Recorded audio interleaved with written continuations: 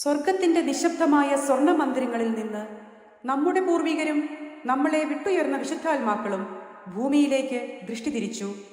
ഭൂമിയിൽ ക്രിസ്മസ് കാലം ആരംഭിച്ചതിൻ്റെ പ്രകാശം സ്വർഗത്തിലേക്കും എത്തി. ആഘോഷങ്ങൾ വർദ്ധിക്കുമ്പോഴും ക്രിസ്തുവിൻ്റെ യഥാർത്ഥ സന്ദേശം മനുഷ്യർ ഭൂമിയിൽ മറന്നുപോകുന്നുണ്ടോ എന്ന ചോദ്യമാണ് അവരെ അലട്ടുന്നത്. ഈ വർഷം മനുഷ്യർ എന്താണ് ആഘോഷിക്കുന്നത് എന്ന് കാണാൻ Moses, Abraham, Ruth, Gabriel, Michael, Saint Peters എന്നിവർ ആകാംക്ഷയോടെ ഭൂമിയിലേക്ക് ഉറ്റുനോക്കി.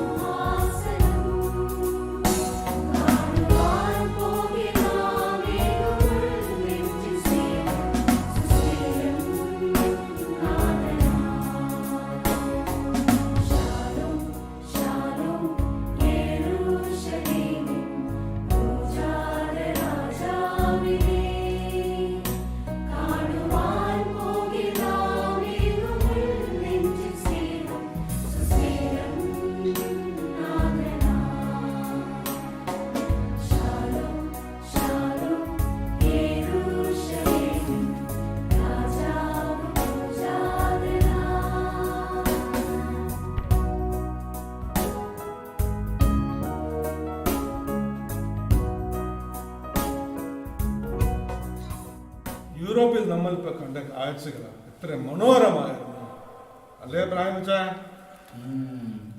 ആഘോഷങ്ങൾ മാത്രമേ കാണുന്നുള്ളൂ. ക്രിസ്തുവിന്റെ യഥാർത്ഥ സന്ദേശം മറക്കുന്നുണ്ടോ?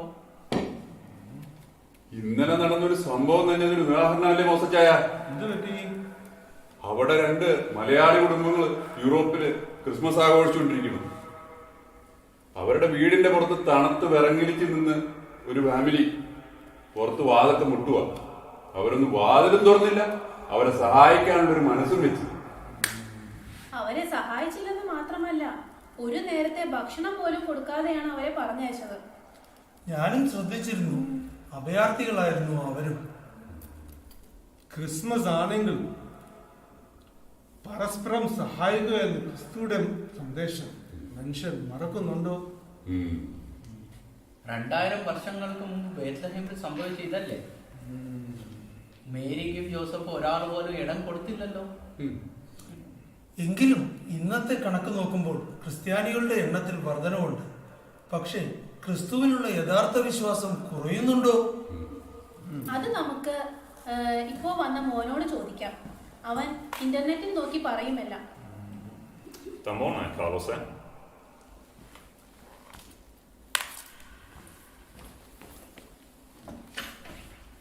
Med AI och i parallellen. Har ni statistics noe പറഞ്ഞു?